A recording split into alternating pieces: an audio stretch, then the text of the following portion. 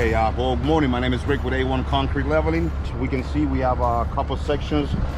This will be considered a trip hazard here. What we're going to be doing today is we're going to drill 1-inch holes on the concrete pads to try to move them and raise them up. We're going to be pumping crushed limestone underneath. The crushed limestone, what it does is going to create like a base underneath, and it's going to support the concrete and it's going to prevent from sinking. And it's probably going to take us about an hour, hour and a half. Just stay tuned with us and we'll see the final product.